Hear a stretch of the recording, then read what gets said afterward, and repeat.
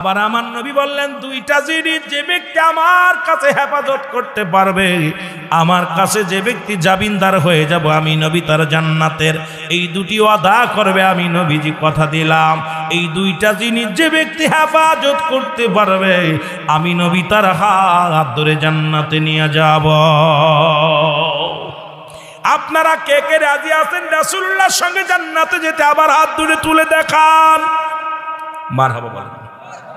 তার মধ্যে এক নাম্বার হলো, আমি আজকে কথাগুলো বলি বাংলা ভাষায়, কথাগুলো বলে যায় বাবা শোনো। এক নাম্বার হলো দুগালের মধ্যবস্তু, এই মুখটারে পবিত্র রাখতে হবে, জিহ্বাটারে কন্ট্রোল করতে হবে। এই মুখ দিয়ে গাঁজা খাওয়া যাবে না, মদ খাওয়া যাবে না, এই মুখ দিয়ে কাউকে গালি দেওয়া যাবে না, মুখ দিয়ে কারোর গীবাত করা যাবে না, মুখ দিয়ে কারো ফাহিশা কথা বলা যাবে না। এই মুখটা যে ব্যক্তি পবিত্র রাখবে, নবীজি কথা দিছে, আমার নবীজি বলছে সাহাবীরানে, এই যে ব্যক্তি এই মুখটারে, মুখেই জিহ্বাটারে কন্ট্রোল করতে পারবে, আমি নবী তার হাত ধরে জান্নাতে নিয়ে যাব। আর এক শ্রেণী হলো যারা দুই পায়ের মধ্যবস্তু, যেটা পুরুষলিঙ্গ স্ত্রীলিঙ্গ, এই দুইটা একমাত্র স্বামী স্ত্রী ব্যতীত অপচয় করবে না পৃথিবীর মধ্যে। ও আমার যুবক বাবারা, আমার যুবক বাবারা মাহফিল দিছ, একটু লক্ষ্য করো যুবকেরা, শোনো। নবীজি বলছে সাহাবীরা রে, যে ব্যক্তি দুই পায়ের মধ্যবস্তু স্ত্রীলিঙ্গ পুরুষলিঙ্গ, এইটা একমাত্র স্বামী ব্যতীত অন্য কোন পুরুষের কাছে যাবে না, ও সেই স্ত্রী ব্যতীত অন্য কোন নারীর কাছে যাবে না। আল্লাহ রাব্বুল আলামিন আল্লাহ নবী ওয়াদা করেছে, আমি আল্লাহ রাব্বুল আলামিনের রাসূল কথা দিলাম, ওয়াদা করলাম, আমি নবী তাদের হাত ধরে জান্নাতে নিয়ে যাব।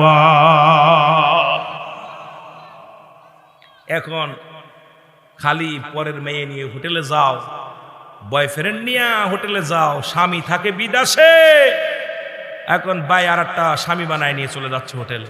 অসংখ্য নারী, অসংখ্য পুরুষ, আর ওই নারীর প্রতি যাদের লালসা আছে, নবীজি বললেন এই রজবের 27 তারিখে যখন মিরাজ করে আসলেন, নবীজি বলল, আমি জাহান্নামের সবচেয়ে একটা কঠিন আযাব দেখলাম। এ যুবকেরা শোন, সবচেয়ে কঠিন একটা আযাব, সেই আযাবটা হলো এক শ্রেণী পুরুষের লজ্জাস্থান দিয়ে আগুনের ফুলকি বাইর হচ্ছে। ও যুবক, আগুনের ফুলকি বাইর হচ্ছে, তারা এত জোরে চিৎকার মারবে, এই চিৎকার যদি দুনিয়ার মানুষ শুনতো সব হার্ট ফেল করে মারা যেত। আর এক শ্রেণী নারীর লজ্জাস্থান দিয়ে আগুনের ফুলকি ঢুকানো হচ্ছে। কারণ হলো ওই সমস্ত মেয়েরা পাতলা কাপড় পরিধান করে পুরুষকে আকর্ষণ করত। বিকেল বেলা হলেই দেখবেন কাপড় পরে সাজে গুজে লিপস্টিক নিয়ে রাস্তা দিয়ে একদল মেয়েরা ঘুরঘুর করে বেড়ায়, আর একদল পুরুষ আছে তারাও এইটা দেখার জন্য আকৃষ্ট হয়ে যায়, তারাও ঘুরঘুর করে। নবীজি বলছে ওই সমস্ত ছেলেরা যারা মেয়েদের প্রতি আকৃষ্ট ছিল, আর ওই সমস্ত মেয়েরা যারা পুরুষকে আকর্ষণ করার জন্য ঘুরত, এই উভয়কে কিয়ামতের ময়দানে কি হবে? ওই না কবরের ভিতরে হাসরের ময়দানে লজ্জাস্থান দিয়ে আগুনের ফুলকি বাইর হবে, আর লজ্জাস্থান দিয়ে আগুনের ফুলকি ঢুকানো হবে। জোরে জোরে চিল্লায় বলো আল্লাহু আকবার। এখন আপনারা যারা বিকেল বেলা খালি সেরি দেখার চিন্তা করেন, কলেজে যারা সেরি দেখার জন্য যান, বাজারে যারা সেরি দেখার জন্য যান, ভালো করে বুঝে টুঝে যায়। আমার ভাইয়েরা, আমার বন্ধুরা, আমার গভীর মনোযোগ। রাসূল বললেন, এই ওয়াজ নবীজির এক সাহাবী ছিল, নাম হলো, ও মুসলমান গভীর মনোযোগ, সাহাবীর নাম হলো হযরত সালাবা রাদিয়াল্লাহু তাআলা আনহু। জোরে বলেন মারহাবা। একজন সাহাবীর কথাগুলো বলতে গেলে অনেক ওয়াজ, নামাজের মধ্যেই তো কাটায় দিলাম, 1 থেকে 1 ঘন্টা 10 মিনিট কাটে গেল মুসলমান। এরপরে আবার প্রায় 1.5 ঘন্টা কেটে যায় এই শুধু নামাজের কথা বলতে যায়, গুরুত্বের কথা বলতে যায়। রাহমাতুল লিল আলামিন বললেন, সাহাবীরা গো, আমি নবী ঘোষণা করে দিলাম, তোমরা শোনো, আমি নবীর সঙ্গে কে কে জান্নাতে যেতে চাও? নবীজি বলেন, সাহাবীরা রে, তোমরা কে কে আমি নবীর সাথে জান্নাতে যেতে চাও? সাহাবীরা সবাই বলে লাব্বাইক ইয়া রাসূলুল্লাহ, লাব্বাইক ইয়া হাবিবাল্লাহ। আমিও বলতে চাই, আপনারা কে কে রাসূলুল্লাহর সঙ্গে জান্নাতে যেতে চান? আর একটু সাউন্ড বাড়ান, মাইকের সাউন্ড বাড়ায় রাখবেন। কথা টানতেছে কম। আলহামদুলিল্লাহ বলেন। 2-3 জন উঠায় নাই, 2-3 জন দিয়া উঠায় নাই, বলবো না, লজ্জা দিতে নাই। রাসূলের সঙ্গে জান্নাতে যেতে চায় না, ফিরআউনের লগে যেতে চায়। কার লগে? আবু জেহেল।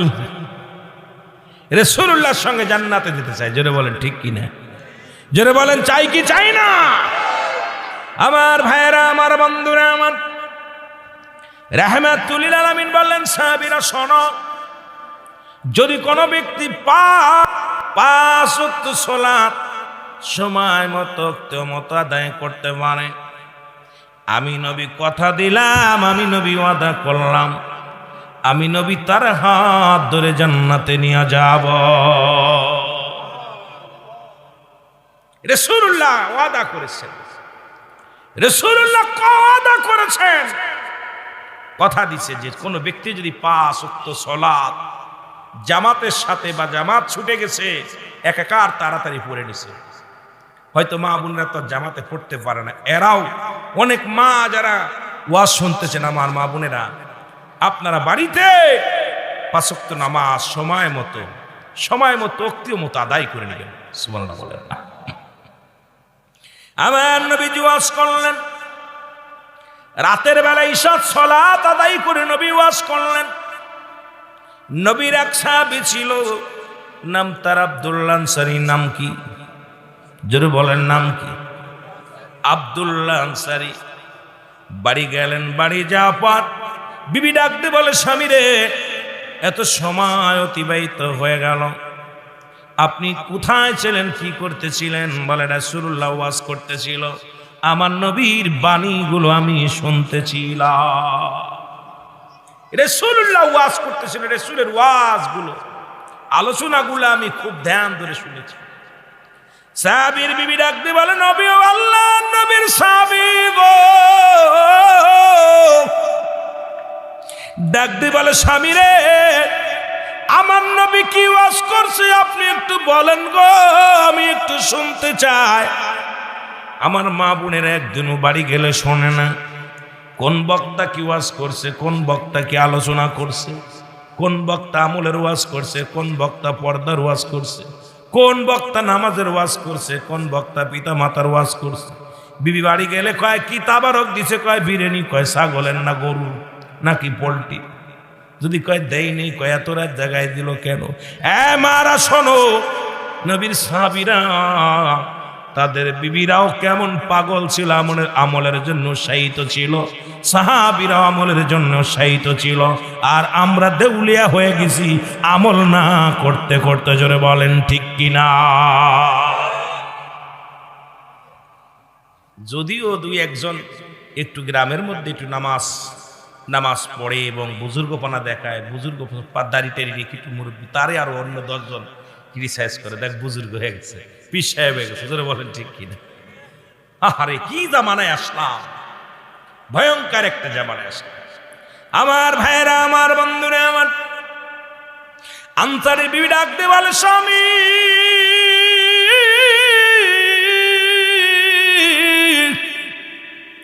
রাসূলুল্লাহ কি ওয়াজ করছে একটু বলেন গো। আমার নবীজি কি ওয়াজ করেছে একটু শোন আমারে। বিবি ডাক দে কয়, স্বামী রে, ও স্বামী, রাসূলুল্লাহ কি ওয়াজ করছে একটু বলেন। স্বামী কয়, বিবি রে, আমার নবী ওয়াজ করছে যে ব্যক্তি 5 ওয়াক্ত নামাজ, 5 ওয়াক্ত সালাত সময় মতো আদায় করতে পারবে, রাসূলুল্লাহ তার হাত ধরে জান্নাতে নিয়ে যাবে। আস্তে কইতেন না জোরে কইতেন? মারহাবা। আমার ভাইয়েরা, আমার বিবি ডাকতে বলে, প্রাণের স্বামী, জীবনে আপনার কাছে দামি কাপড় চাই না গো, আপনার কাছে দামি পোশাক চাই না, খাবার চাই না, দুনিয়ার রং বালা কিছু চাই না। আপনি একটু আমাকে সুযোগ করে দিবেন, আপনি একটু আমার সুযোগ করে দিবেন, আমিও যেন 5 ওয়াক্ত সালাত আদায় করিয়া আপনার সঙ্গে রাসূলুল্লাহর সঙ্গে জান্নাতে যেতে পারি।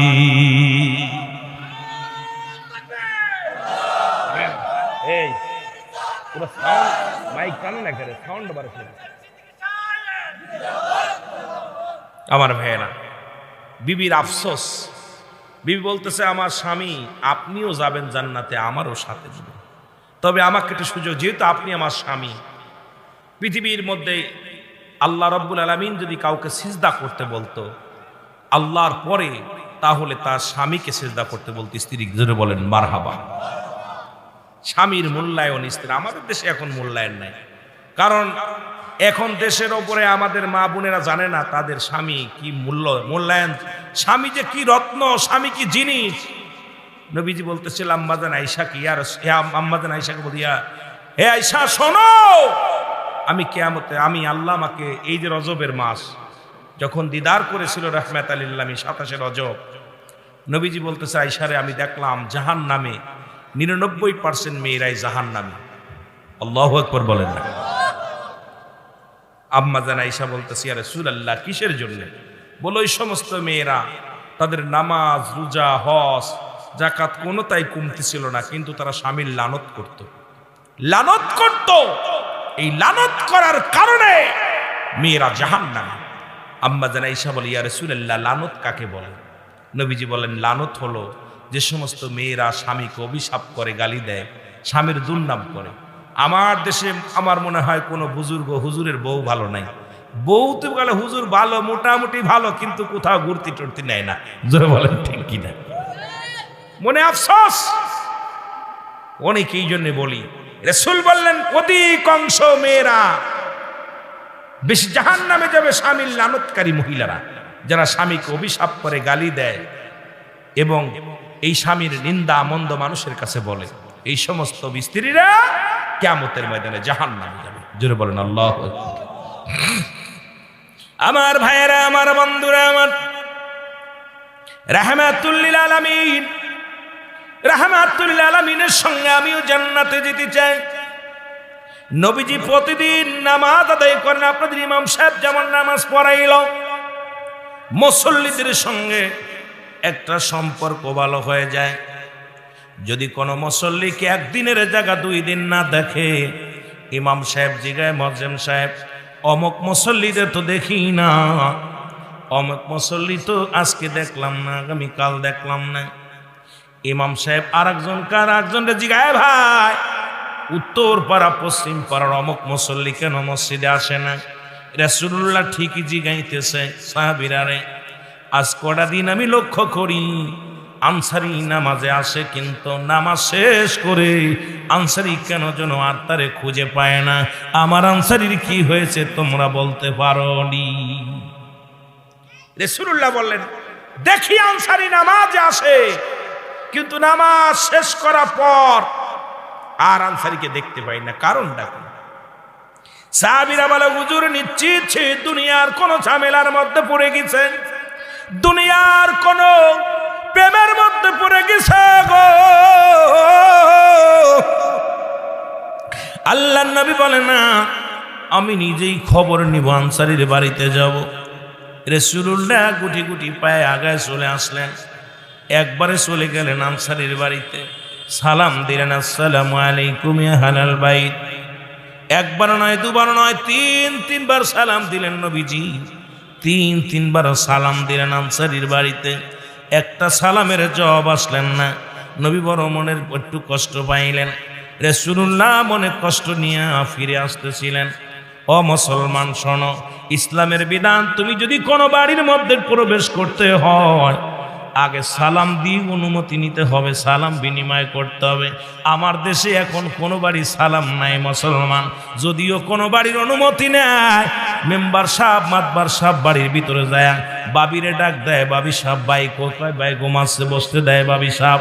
ওরে শরীয়তের বিধান অনুযায়ী যাদের দেখা হারাম, শরীয়তের বিধান অনুযায়ী যাদের দেখা হারাম, আজকে আরাম তাদের সঙ্গে কথা বলতে আরাম লাগে, এই জন্য মানুষ জাহান্নামী হয়ে যাবে। বেশি জোরে বলেন ঠিক কি না?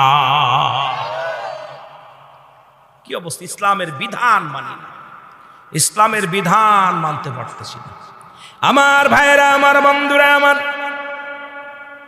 গভীর মনোযোগ দিলের কান্ডা দিয়া শোনো গো। রাসূলুল্লাহ ফিরে চলে আসলেন। পিছন থেকে সাহাবী সালামের উত্তর দেয়, ওয়ালাইকুম আসসালাম ইয়া রাসূলুল্লাহ, ওয়ালাইকুম আসসালাম ইয়া হাবিবাল্লাহ, ওয়ালাইকুম আসসালাম ইয়া রাহমাতাল লিল আলামিন। জোরে জোরে চিল্লায় বলা যাবে না সুবহানাল্লাহ? রাসূলুল্লাহ বলেন ওয়ালাইকুম আসসালাম, উত্তর দিছে যখন নবীজি বলতে, আনসারী তুমি 3 বার সালামের জবাব দিলা, তার মানে আর বুঝতে বাকি নাই তুমি ঘরের মধ্যে ছিলা, তবে আমার সালামের জবাব দাও নাই। আনসারী বলে, ইয়া রাসূলুল্লাহ ইয়া হাবিবাল্লাহ, আমি কেন সালামের জবাব দিই নাই এটা আমি উত্তর দিতে পারবো না।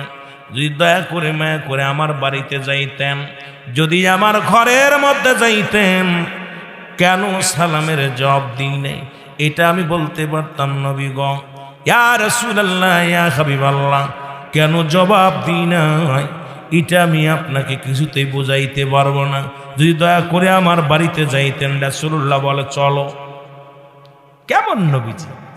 আমার নবীকে মুসলমান এমনি বলে নাই বেয়ানত, উত্তম আখলাক, উত্তম চরিত্র, উত্তম গুণে গুণান্বিত ছিল গো। ও যুবক, আজকে সেই নবীকে নিয়েও কটাক্ষ যারা করো, আজকে নবীকে নিয়ে সমালোচনা যারা করো মুসলমান, নবীজিকে নিয়ে যারা আমার নবীকে নিয়ে ব্যঙ্গ করো, আমার নবীকে নিয়ে অনেক কথা বলো, কাউ বয়, কেউ বলতেছে কাউ বয়। আরে মুসলমান, নবী তো কোনোদিন গরুর রাখাল ছিলেন না, নবী ছিলেন মুসলমান। উঠে কোথায় বকরিরা চড়াইতেন, মেষ চড়াইতেন। এখন এটা নিয়েও দেখলাম আমাদেরকে নিয়ে, এই গজলটা নিয়ে আমাদেরকে নিয়ে সুন্নিয়াতে লাগায়া দিছে। হালাতটা বুঝতে হবে আমরা কি বলতে চেয়েছি। মুসলমান শুনে নাও, এই কথাগুলো বোঝার জন্য জ্ঞান দরকার, শুধু এলেম অর্জন করলে হবে না। এই জন্য তাসাউফের জ্ঞানের দরকার, শরিয়াত তরিকত হাকিকত মারেফাত। এই মুসলমান এলেম অর্জন করছো, শরিয়াতের এলেম অর্জন করেছো। ও মুসলমান শুনে নাও, তাসাউফের জ্ঞান অর্জন করো নাই, এই জন্য হালাত বোঝো নাই। আমরা বলেছি নবীরা খালি আরবে সে কঠিন মরর দেশে, মেসরাইতেন বনে জঙ্গলায়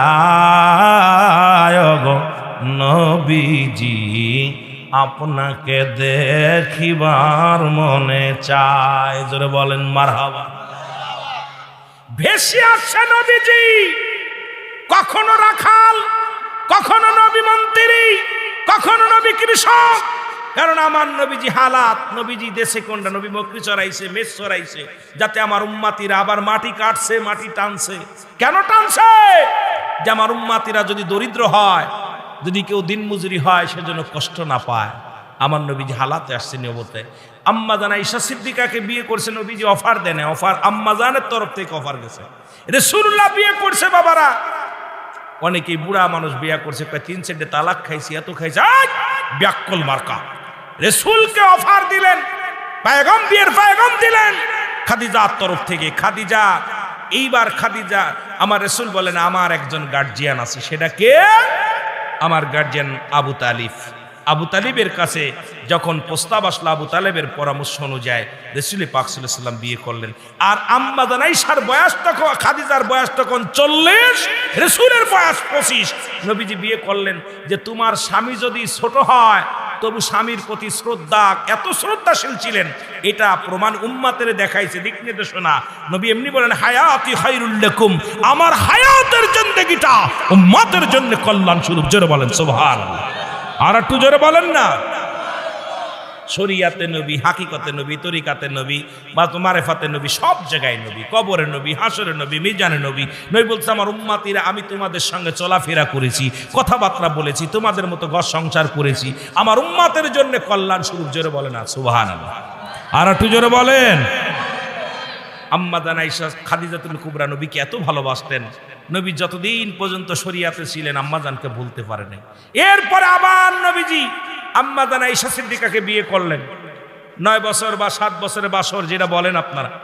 আমার নবীজি বিয়ে করলেন অল্প বয়সী একটা মেয়েকে। এটাও প্রমাণ করার জন্য আমার দেশের অনেক নেতারা বলতেছে অনুরূপ রাসূল বিবাহের ব্যবসা করেছে, আবার নবীজি ছোট ছোট মেয়েদের বিয়ে করছে। আয় পাগলের দলেরা, রাসূল বিয়ে করছে তোমার উম্মতিরাদের বুঝানোর জন্য। তোমার স্বামী যদি বুড়া হয়, তোমার বয়স যদি কম হয়, তবু রেস্তাক তোমার স্বামীকে সম্মান করো, স্বামীকে কি করো, সম্মান করো। আমার নবীকে এত সম্মান করতেন, আম্মা জান আয়েশা সিদ্দিকা কখনো তো নবীকে বুড়া বলে নাই।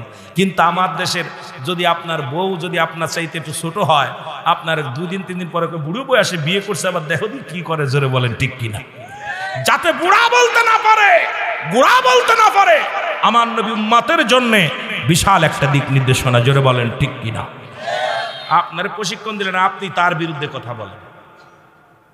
হাই ভাই, রাসূল রাখালিয়ার ভেসে আসছেন, রাসূল কখনো রাখালের ভেসে আসছেন, কখন ব্যবসার কাজে গেছেন, নবীজি কখন দাওয়াত দিতে গেছেন, কত হালাতে নবী গেছে দেখেন না। রাসূলুল্লাহ যে আপনারা শুনেছেন আমাদের সাইদি সাহেবের একটা ওয়াজের ভিতরে, আমি নিজে শুনেছি ওয়াজটা, যে বুড়ি মা পালাইতেছে বোঝা নিয়া, রাসূল পাক সাল্লাল্লাহু আলাইহি সাল্লাম সামনে দেখা, নবীজি বলতে বুড়ি মা কই যাও? আরে বাবা কই আস যাবো, ওই আব্দুল্লাহর বেটা মুহাম্মদ সে নাকি ধরে ধরে কালেমা পড়াচ্ছে, তার যন্ত্রণায় আর বাড়ি ছেড়ে পালাইতেছি। কয় মা গো তুমি কই যাও? কয় আমার ছেলেরা ওই পাহাড়ে আছে, ওখানে আছে, তার কাজ যাচ্ছে। কয় মা গো তোমার বোঝাটা দাও আমি বহন করি। কেমন নবী ছিল? রাসূলুল্লাহ তার বোঝাটা বহন করলেন। রাসূল পাক সাল্লাল্লাহু আলাইহি সাল্লাম বুড়িমার বোঝাহা মাথায় নিছে, নিয়ে হাঁটতেছে, টুপলাটা মাথায় নিয়ে হাঁটতেছে। বুড়ি তো সামনে গালি দিতে দিতে যাচ্ছে, ভরা পড়া মরে না কেন? আব্দুল্লাহর বেটা মুহাম্মদ এর যন্ত্রণায় বাড়ি ছাড়ছি, ঘর ছাড়ছি, সব ছেড়ে চলে আসলাম, গালিগালাজ করতেছে। এইবার বুড়িমা আস্তে আস্তে যায় ছেলেরা ডাক দিছে, বড় ছেলে, মেজো ছেলে, ছোট ছেলে চলে আইছে। মা কয় বাবার এই লোকটা আমার নিয়ে আইছে। কয় মা গো কারে নিয়ে আইছো? যার ভয়ে আমরা ঘর ছেড়েছি, বাড়ি ছেড়েছি, তাকে শেষমেশ আমাদের কাছে নিয়ে ধরে নিয়ে আইছো। বুড়ি মা বলে বাজান রে, যদি ইনি যদি সেই মানুষটা হয়, ইনি যদি সেই রাহমাতুল লিল আলামিন হয়, আর দেরি করো না, তোমরা কালেমা পড়ে নাও। যে মানুষটাকে এত গালি দিলাম, যে মানুষটা আমার বোঝা বহন করলো, আরে আমরা একটু মৌলবী হইলে কত পাওয়ার, ওর ভাই কুলাকুলি করি না। আমিরুল আমিন সিদ্দিকী ওয়াজ আসলে মুসাফা করতে হলে তোফাত ধাক্কা দিয়ে সরে যান, যেটা বলেন ঠিক কিনা? আরে অহংকার, আরে অহংকার, কাপড়ে ময়লা লাগবে বলে কুলাকুলি পর্যন্ত করি না, জোরে বলেন ঠিক কিনা? আমার রাসূলুল্লাহ সঙ্গে সঙ্গে বুড়িমা বলে বাজান রে, যদি ইনি যদি মুহাম্মদ হয়, তারা আমি তোমাদেরকে বলতেছি আর দেরি করো না, কালেমা পড়ে মুসলমান হয়ে যাও, জোরে বলেন সুবহান। আর একটু জোরে বলেন না। নবীর আদর্শ আমাদের ভিতরে নাই, আমাদের ভিতরে নাই। আমার ভাইয়েরা, আমার বন্ধুরা, আমার যে কথা আমি বলতেছিলাম, গভীর মনোযোগ। রাহমাতুল লিল আলামিন বললেন আনসারী রে তুমি চলো, বাড়িতে চলো। বাড়ি গেলেন, বাড়ি যে যখন আনসারী দরজা খুলে দিছে, দেখে রে ওই ভিতরে বিশাল একটা গর্ত খোঁড়া, ঘরের দরজার সামনে বিশাল একটা গর্ত খোঁড়া। আল্লাহ নবী বলেন আনসারী রে এত বড় গর্ত খোঁড়া কেন? এত বড় গর্ত খোঁড়া কেন? আনসারী বলে ইয়া রাসূলুল্লাহ, ইয়া হাবিবাল্লাহ, নবী গো, নবী গো, আপনি যখন আমারে সালাম দিয়েছিলেন, ইয়া রাসূলুল্লাহ, ইয়া হাবিবাল্লাহ, আপনার সালামের জবাব আমি দিতে পারি নাই, কারণ এই গর্তের মধ্যে আমি উলঙ্গ অবস্থায় বসেছিলাম। পণ্যের ভিতরে কোনো কাপড় ছিল না। এ আমার ভাইয়েরা, আমার বন্ধুরা, আমার এই নামাজের জন্য রাহমাতুল লিল আলামিন নামাজের জন্য মেহনত করেছে, সাহাবীরা করেছে, হক্কানি আলিম উলামারা করেছে, ওলি আল্লাহ করেছে। আর সেই নামাজ আজকে আমার দেশের মানুষ মসজিদ বেড়েছে, নামাজি বাড়ে নাই। যদিও নামাজি বেড়েছে, ইমানদার বাড়ে নাই। মুসলমান, আমি আপনাদেরকে বলবো, সমস্ত খারাপ কাজ থেকে বাঁচায় একমাত্র নামাজ। লা কখন ইল্লা ব্যতীত, হুজুর মানে হাজির নাজির, কল মানে আত্মা, সালাত মানে নামাজ। লা কখন ইল্লা ব্যতীত, হাজির নাজির, কল মানে আত্মা, সালাত মানে নামাজ। লা সালাতা ইল্লা বি হুজুরিল কল, হুজুর মানে হাজির নাজির। এই নামাজ, নামাজের ভিতরে যখন দুনিয়া ঢুকে যায়, নামাজের ভিতরে যখন দুনিয়া ঢুকে যায়, সংসার ঢুকে যায়, ছেলে মেয়ে ঢুকে যায়, আপনারা বিশ্বাস করবেন না, আপনাদের কেমন হয় জানি না, আমি নামাজ দাঁড়াইলে অনেক সময় নামাজের ভিতরে দুনিয়া চলে আসে, মাহফিল চলে আসে, মাহফিলের ভিতর ওয়াজের ভিতরে চিন্তা করি আরো 2 মাইল যাইতে হবে, চিন্তা করি নামাজ পড়িয়া চিন্তা করি আল্লাহ এখনো চট্টগ্রাম অনেক দূরে, কখন ধরবানে, তা দুনিয়া বাল্যকালের স্মৃতিগুলো নামাজের ভিতর চলে আসে। জোরে বলেন ঠিক কিনা? আসে না? আসে না? যদি কয় আসে না তাহলে তো আলহামদুলিল্লাহ, তবে আপনাদের আসে কি জানেন, তো আমার ভিতরে এসে যায়। এখনো একগুচ্ছভাবে নামাজ পড়তে পারি না।